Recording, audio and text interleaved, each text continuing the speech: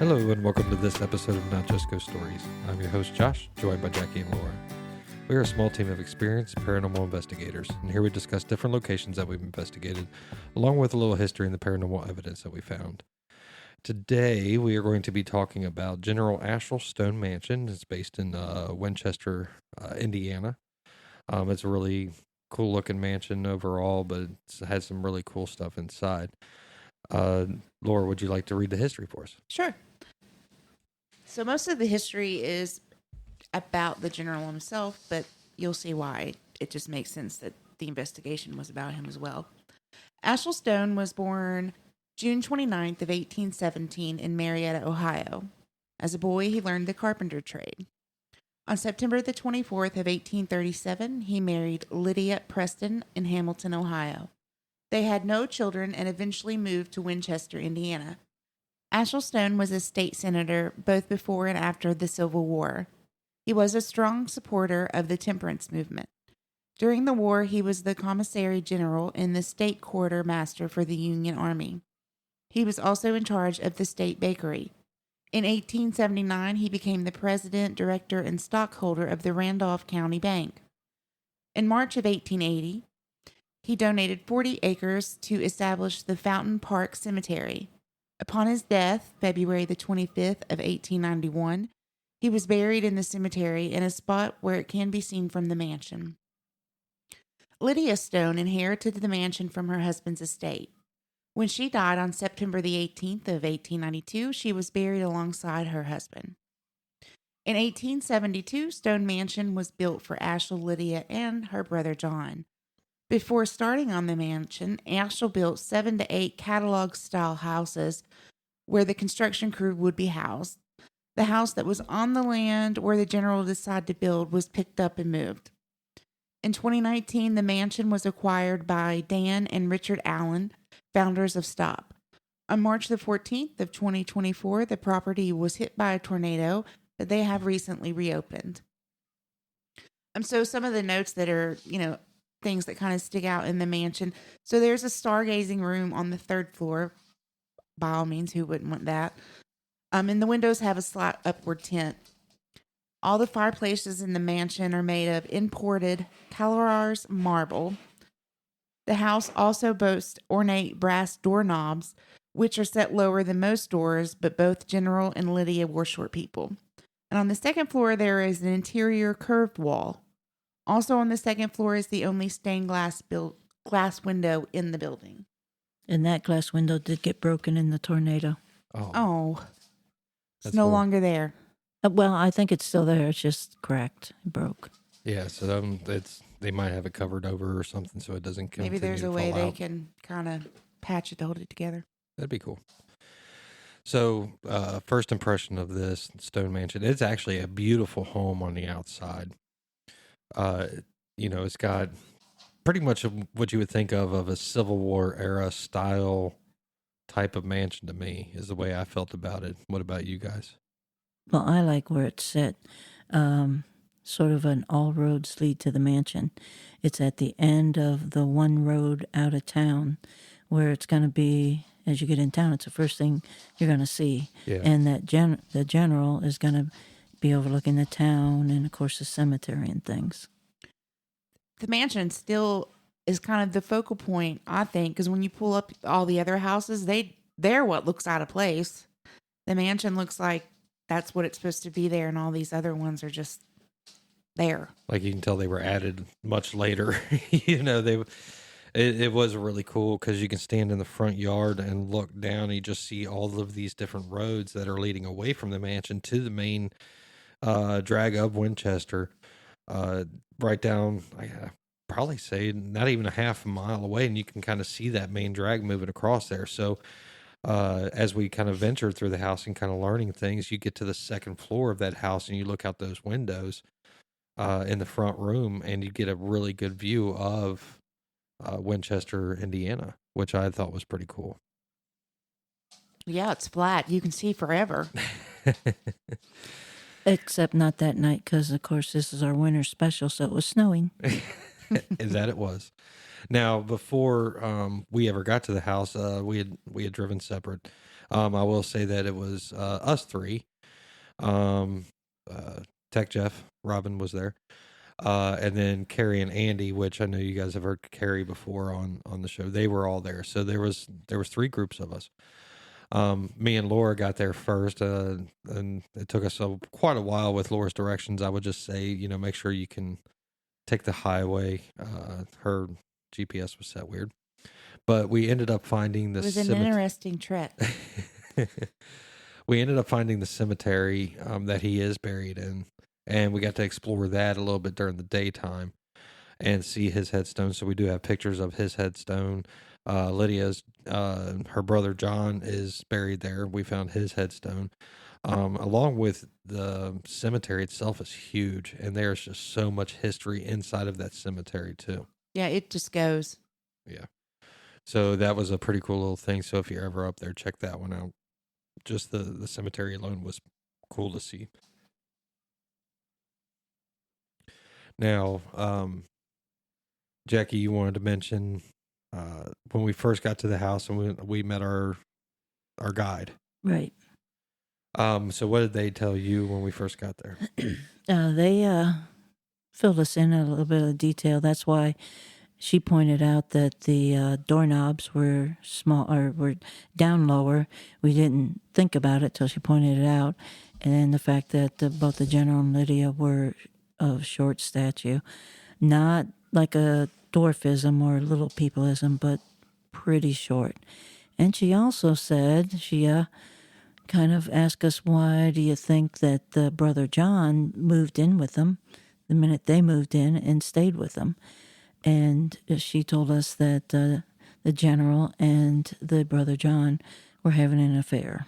That was her theory, or she find anything on that? I never found anything on it, which, as hidden as it was, I would wonder where you would find stuff on it. Yeah. Well, I wonder if it's almost became an urban legend. That's true. But there are some hints in the house that we found that which we're going to get to here as we're doing our walkthrough and stuff.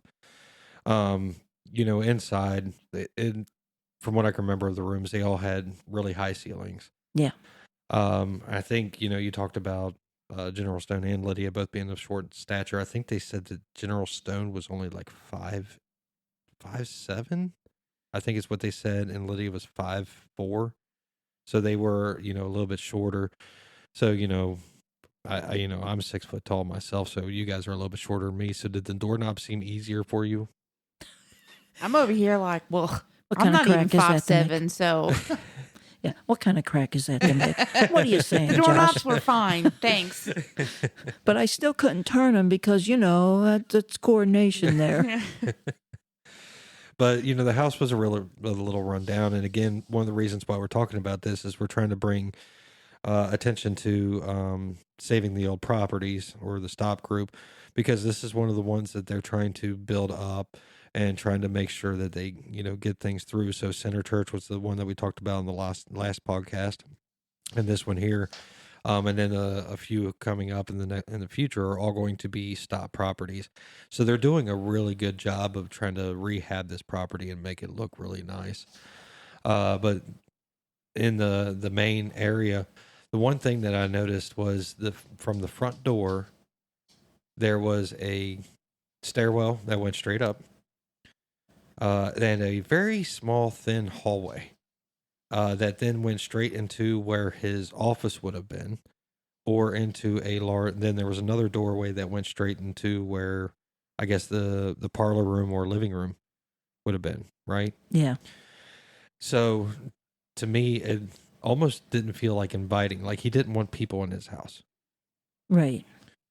So it's kind of the way I felt about it. If you're going to come in, you're there for business. So because the very first door, as soon as you walk in the front door, was his office. So he's like, okay, if you're coming into my house, it's going to be there for business, period, and that's it. And every room was closed off by a door, which was also indicative of the period because they heated with coal or wood, so they would want it closed off. But yeah, there was no open concept in this house. No, it was, to me, Usually most people when you're going into somebody's house, they want the very first thing to be inviting. They want you to come in. They And want you to feel at and home. grand. The whole thing. I mean, the marble fireplaces, and the woodwork, very grand house. However, the front entrance was not. It was like it didn't belong there.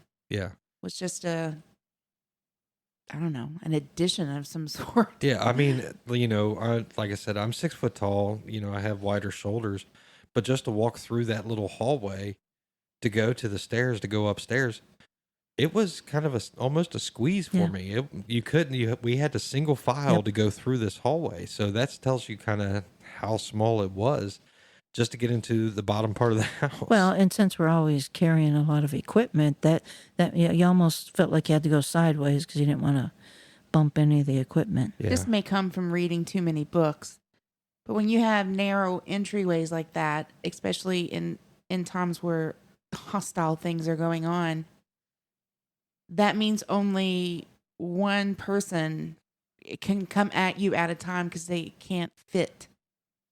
yeah. So if he was a general and during the Civil War, maybe it was, a safety.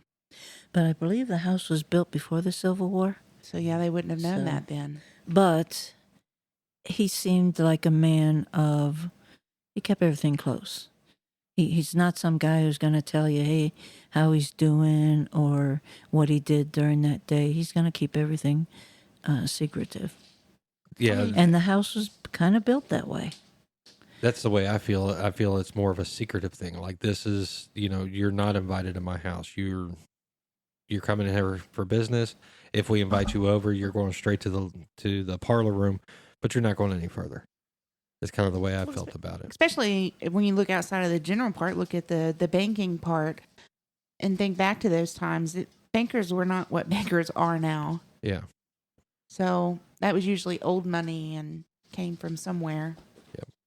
And then second floor, I'm just trying to paint a picture. So as you went up the stairs, the very first door that you get to was what they told us was General Stone's room, his bedroom. Then there was a hallway, and it's a curved hallway, which I found pretty cool, but really offsetting. It was kind of weird how it kind of curved through the back of the house. Right. It didn't make any sense. It wasn't like, well, there was a room on the other side of the curved hallway that needed that curve in it. That we could see no physical reason for that curved hallway. Yeah. And then as you start to walk down that curved hallway, there's two doors that are almost right across from each other. One was John's room, one was Lydia's room. And then back into the back of the one room is a large walk-in closet there. With another staircase that went right before the curved wall that went up to what we called the observatory room. That was pretty cool overall too, which we'll get into also. I'm trying to remember. And then there was another door at the very end. I think that was a closet room. There was a bathroom because Yes. the bathroom actually had two doors because we went through the bathroom to get somewhere. Yeah. So it was a strange house on the inside, but a really cool piece of history on the inside of the house too. So, I mean, what was your all thinking as you were walking through the second floor and third floors? Maybe he was a carpenter that was just kind of trying to come up with a new style of architecture. But the curved wall is cool. I have no idea why you would do that unless it just was to be different. What's fascinating though? Well, we were given the reason from our guide because the way you come up the stairs and you could not usually come up the stairs, you look down the hallway, however long the hall is. Well, this hallway was long, but you could not see. So people coming up the stairs could not surprise the people in those bedrooms or in that hallway. Yeah. And then the stairs to the observatory room was down the hallway. You turn kind of to your left and you walked up that flight of stairs. Now up there, it was a large kind of round room. I guess you can call it more octagon, but it was a round room. And then it had a little room off to the side, almost like what would seem like a guest room is the only thing I can think of. I think they might have told us that, guest, because if you're a general, you're going to have people Yeah. staying over. But the craziest thing to me is you put him on the third floor. Yeah. Well, You- I mean, it just kind of adds up. so, um, and what we're getting to here is, again, the first person that we met there told us that it's a possibility that General Stone and John were having relations, I guess you could say. So, as we just, I didn't want that to affect my ghost hunt. Jackie, how do you feel? I did let it affect mine, and I didn't really think about it till afterwards. But I went under the assumption that that Lydia knew about it. She actually married the general, so her brother could come live with them, and her brother could be happy. Plus the fact you've got Lydia on one side of the hallway, and John and the general in connecting rooms. That's just odd. Yeah, which is something I was about ready to get to. So Lydia was actually on the opposite side of where General Stone was, and John was actually in an adjoining room. There's actually a doorway between those two rooms, which we found kind of odd. Not the way I would set it up. Yeah, me either. So, but we started our investigation up in the observatory. What do you guys remember about the observatory room? I want one. For me, it was. You would think that might be an interesting place for spooky things, but really, it seemed pretty peaceful up there. I imagine that he enjoyed doing that, which would equal the peaceful feel up there. But I didn't feel anything that even residual, even really. Yeah. And as we said, the windows tilted upward, but they were also almost floor to ceiling. Yeah. Yeah. Which was it was really cool. Just kind of sit there and look out, and you're able to see up toward the sky and kind of look at those things. But you also have to think, if he's stargazing, that room was in the front of the house. The village was in the front. Now, they didn't have a lot of the neon signs and stuff, but still, you would think a village would be well lit. You would want that room at the back of the house to look up at the stars, a little bit darker. But at the same time, he moved into Winchester, but they do kind of say that he kind of really built up Winchester too. Yeah. So maybe it was a pride thing for him too. He could look out from that observatory, look over the city, and say, "I helped to build all of this. This is a lot of my vision of a city of what he was looking for." We did, through Sensory Depth, get to talk to the general, I think only once. But the way he came across as in what he was. He was a leader, a senator, a bank president, a general and stuff. He was a leader of men, not a follower of men. Yeah. I think he was very proud of everything. It was, the way he was, but he was also very tight-lipped about a bunch of stuff too, I think. Yeah, he was at the top, and he knew he was at the top. Yeah. Kind of personality. But and what Jackie's referring to is we did do a sensory depth. We actually did it in his bedroom. And actually started to kind of get some answers on different things.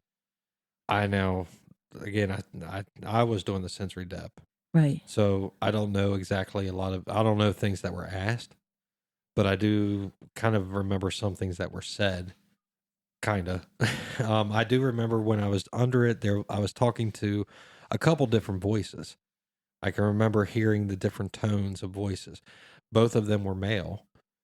I don't think I ever got a female voice out of there, but I remember there being male voices coming out of it. Do you remember what kind of questions you asked? Oh, I know exactly what questions I asked because Tech Jeff went, that's kind of personal. But I thought, if you can't ask dead people these questions, what the hell good is ghost hunting? And I did ask them. I asked them if they had sex. And the answer was twofold. The one more stronger male voice said no. The other more younger or not feminine, but more emotional said we made love.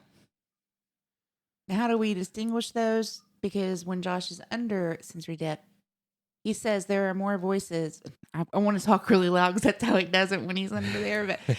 But there's a gruff and there's this, and as they speak, he tries to either mimic the voice or person one or dude two. Yeah. So that's how we're able to keep track of who's answering what. As it's coming to my head, I a lot of times I think I mimic more, and I Mhm. know I am louder, probably not as loud as Laura at Gaines Tavern, Whatever. but I try to, I think I mimic a whole lot more than I do actually telling you guys, but I think you guys can also hear the tone of my voice. I'm not 100% sure on that. I've never really gone back and listened to a whole lot of it. But I do know that if I'm getting different voices, I have had plenty of times under sensory depth where I've had many voices, like too many to where I'm like, I think I'm yelling at you guys, like, tell them to calm down. Tell them there's too many. I can't understand everything. And come forward one at a time. But this one here, I do remember there was two, and two distinct. They were both very distinct, and they were coming through at different times and answering the same questions at different times, which is kind of crazy to me. But I think that was the last answer I got from the general. I think I pissed him off. Yeah, Well, I would agree. Well, I don't. no, I think it was. I'm not 100% sure, but at the same time, I think my biggest question is now at this point, does he know he's passed on? Does he know he's dead? And why keep the secrets if you know you're dead? Right. Even Lydia. Pride. Some people obviously doesn't die with. Yeah, well, maybe they don't want it to get out under their name is the biggest thing. Or it's a pride thing. Yeah. I mean, he did build a pretty big legacy, so. But Lydia never really came through on anything for us. I always got like a quiet woman looking out the window feeling in her room. Yeah, I could see that. I mean, her room wasn't very big. It was a decent sized room. And I know Laura and you and I had spent some time in there, but never really got anything. Never really got anything, but just sitting in her room trying to. She's not there, or at least not talking to anybody there. But if you sit, you can kind of feel through the layers, and I agree. I think she spent a lot of time in her room. I think she was she was very quiet. And what comes to mind when I try to imagine her life is I think her heart was broken young and she just had no desire to be with anybody. So why not allow her brother to be happy? Yeah. And I believe that the general and her brother were very good to her. I don't think she wanted for anything. So. Okay. Yeah, because you said she's meek, but she wasn't trapped in the house. No, she was just quiet, and I think I get the demeanor that she just preferred to kind of, sit alone. That was just her personality. Well, and I also think that it was probably one of those things that somebody of General Stone's stature, they're usually known to be married, to have some type of wife. So if he had to go out and make some type of appearance someplace, if you're the president, and you're a director, and you're a stockholder of a bank, of course, there's going to be different parties or some type of get-togethers or something like that, and they would expect that his wife would come with him. So it was probably more of, okay, look, let's make this agreement. You're going to pose as my wife. I'm going to marry you. I'm. Oh, come on! It still happens today. So why would it be so obscene to think that it happened then? Yeah. So, it's a good thing to think of. We did try to assure them that, times have changed, and we're not judging them. You know. It don't matter though. Like if you lived in this time, things would be not perfect but different. Yeah. Now there is other parts of this house. We've just talked basically about upstairs. There is a basement on this house, and I kind of want to get into this because this one was a really weird type of basement to me. The ceilings weren't very high. I think they were only just regular, like 7-foot ceilings. It almost felt like walking through a maze down there. You could go different ways, and there was different rooms, and There was different things happening down there. And there wasn't the opulence that was upstairs. This was a basement. I was going to say, it was almost like a separate. It was a total separate feeling downstairs Yeah. than it was upstairs. I don't think it was anything related to General Stone or anything like that down there. Maybe somewhere in the past of the house, between the time that General Stone and Lydia and them passed away, to where it is today, other things may have happened there. It's hard telling. Well, they did, I don't know why I didn't cover that in the history, but they did rent it out. And there was one person or two people that rented the basement. Okay. So, you had that down there. But what we ran into, we've talked about portals before on this podcast and how they make us feel and how they do things to us and everything else. This, we don't think was a portal. No. This felt different. There was something different about it. And we're going to go with more vortex. Yeah. So that have really affected me. It made me angry. It made me feel just a lot of anger. I think I ended up yelling. You yelled at me. I yelled at Jackie. I think I was just yelling at kind of everybody. Well, I had said something to you, and I said it in a sharp tone. I don't know why. Yeah. And I was trying to apologize to you, and then you kept yelling at me. Yeah. And I don't know why. But then it was even to the thing after we kind of got ourselves out of it, Jackie looked at me and you said, I'm going to stab you 12 times. yeah, you wanted to And then stab I'm going me. to turn around and stab Laura 12 times. Yeah. You wanted to stab us 12 times.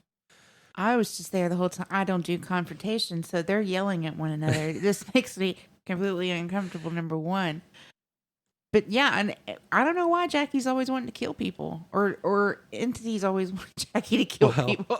I can even remember kind of Tech Jeff's It's my face. specialty. I can remember Tech Jeff's face when you and I were going at it, and he's kind of standing back going, Yeah, what's me and happened? Well, yeah, and- we just looked at one another like, I don't know. And Carrie and Andy, even Carrie's like, what?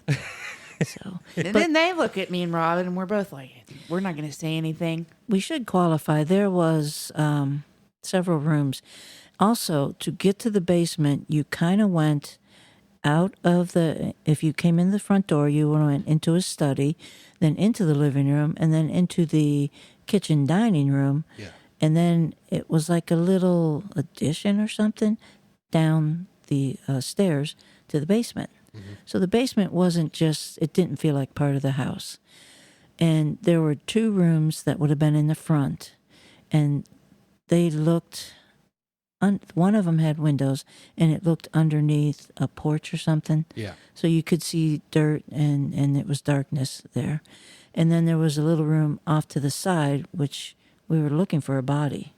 That's right, we were looking for a body Yeah, there. there was a little small, thin room. I don't know if you could call it a closet, storage, something that was just very odd about it. But there was a story, and I don't think you could find anything about it, but a story going around that somebody had buried a body. A little girl there, yeah. A little girl, like busted out the concrete and then redid the concrete and buried up underneath there. So we were trying to find stuff about that. We were using dowsing rods. We were using pendulums. We were just throwing all kinds of equipment out. I can remember. I think we tried a lot. Most techniques we could think of. Yeah. Which the vortex affected that room, but the vortex wasn't in the room. The vortex was in the bigger room that looked underneath the porch.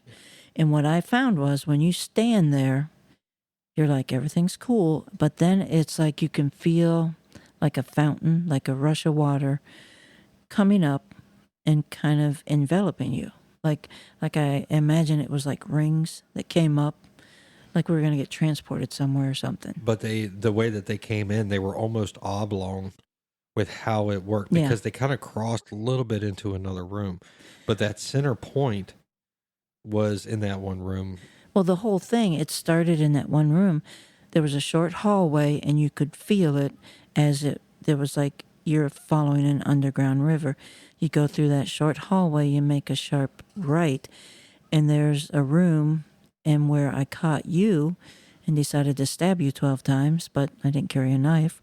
Now they frisk Thank me. They God. don't let me carry a knife. No. But it ended there. But next to that room was like a place where energy was going everywhere. So it was like following a river, and then the wind would take the spray it into this room, and from that room, it went in every different direction, and it would ebb and surge. Because I had Carrie and Laura stand. I said, "Stand here. Tell me what you feel." And they're like, "Nothing." And I'm like, "Wait for it." And then they're like, "Well, it's weird." And then I believe I walked them into the other room, and I said, "What do you let me know what you feel and stuff?" And It's like a pulse. yeah, Well, and we could actually see those pulses on the K2, which was kind of weird because for me, like when the vortex would really start to amp up, I could actually feel the wind from it. I was getting the things in my ears I get with portals, but something was different with it. But we put a K2 in that other room, and we had it sitting on the floor. And every once in a while, we get these weird hits on the K2, and then they would just kind of die down. But they were blinking hits, like that vortex was just putting out this pulse of energy into all different parts of the basement. It didn't force it upwards, but it forced it outwards, which is kind of different from the portal. That's why we kind of labeled this more of a vortex, because it went outwards instead of upwards. Most of the time, portals are usually up and down. well, and also this did not have a purpose that we could see. We're following the river. We're feeling the energy. It's ebbing. It's flowing. It's pulsing out. But then all of a sudden, Josh is yelling at me, and I'm going to stab him 12 times. And it was just like that. You didn't feel like, oh, I can feel this energy. It's making me mad. It was just, I was standing there, and I was so calm. And I think I took my finger when he got done yelling at me, and I kept poking. I said, I'm going to stab you 12 times. And then I turned to Laura, who isn't even in the conversation, and went, and then I'm stabbing her 12 times. And that's why I'm just sitting here, because I really was not in this conversation. I was there Yeah. And then I again, but believe just kind of sitting and trying to go through layers. And I believe it was you and Robin that ended up pulling me and Jackie out of that basement, and said, let's take a break. Yeah. And from that point, you and I were able to really kind of gather our We senses. figured out that what happened there. Yeah. You know, we even discussed if that vortex had been there the whole time, because I find it kind of odd that of all these places that it had to be where that other house was. Like they picked up and moved the house Yeah. when it could have been, you know, if you're going to build the town, it wouldn't matter where you started. Yeah. You could do the same thing regardless of where you set the house, because you're going to build it the way you want. So what was it about this specific spot? Well, we know from, well, actually, I've been there and stuff, and also reading about it, the things called ley lines. And also, you go to Arizona, and there's a town that those ley lines and that earth energy is closer to the surface. And they actually have a loop that you can drive through, and my daughter and I drove through, and you can feel just weird feelings, and then drive out of them, everything's fine, and then drive back into them, everything's weird and stuff. So we know that this is something that occurs throughout the earth. It's just why it is and the effect it has on you. I didn't know, because we go into a ghost hunt knowing that weird shit's going to happen. Be prepared. Yeah. And we were prepared, and yet still taken by surprise. Well, I don't think this was, to recollection right now, I think this was the first time we ever ran into a The vortex. vortex. So it was something we were absolutely not prepared for at all. And to me, the energy fields that come off of a vortex are much stronger and in more and a different energy Chaotic. feel. More chaotic. More energy. chaotic energy feel. Thank you for the word. Than a portal energy feel. Like a universe weather system. Yeah. So because I mean, I got stuck in a portal and Fantasies and Frosting, the one that we did when we were that portal was running through that mirror room. That one there, remember, I think we ended up having to like pull me out, take off my Take your shoes shoes. I mean, and get myself regrounded. It's a different energy field, but it wasn't something that made me angry. I mean, I didn't feel at peace or anything. I just don't remember. It was blank. Whereas this, I had feelings with this, and it wasn't feelings that are kind of outside of character for me. Now, granted, are there other vortexes out there that can make you feel different? Sure. I'm pretty sure it's a lot of what the energy it's that's a different energy, so it's going to be a different emotion attached to it. yeah.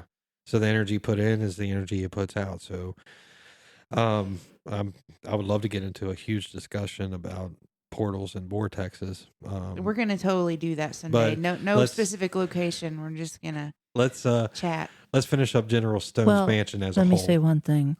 From standing in the vortex, don't do that. Yeah. It's not a good thing. I still will swear it took a couple years off my life. Yeah. So overall, General Stone's mansion. What's your overall thoughts, concerns, anything else? I mean, would you recommend somebody go from a newbie ghost hunter to a experienced ghost hunter? Yes. Yeah. Just don't stand in the vortex. And I found it interesting and kind of I guess depressed that you can die but you still can't come out. Yeah, I found that too. I mean, for me, it was an amazing place to visit, an amazing place to see.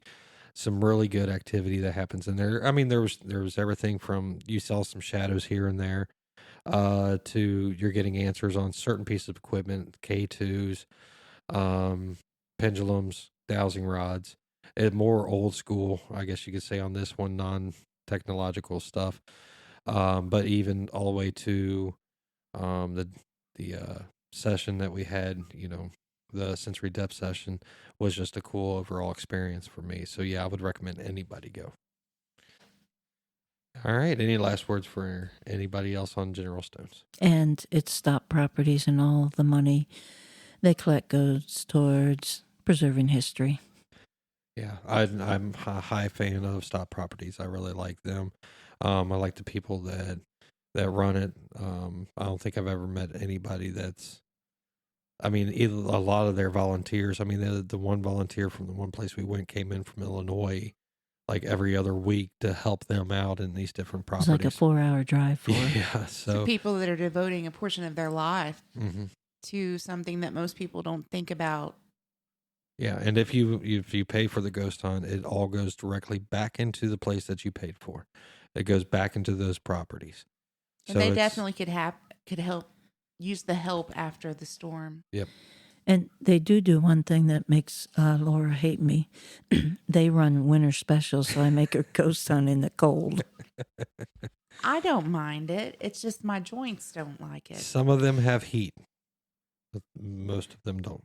Yeah, that's another thing. General Asher had some good heat in it. It did. So, all right. With all that being said, this has been Not Just Ghost Stories. We've been your hosts, Josh Laura. And Jackie. And until next time, you can find information and contact us on our website at notjustghoststories.com and see evidence that we've discussed on Facebook at Not Just Ghost Stories.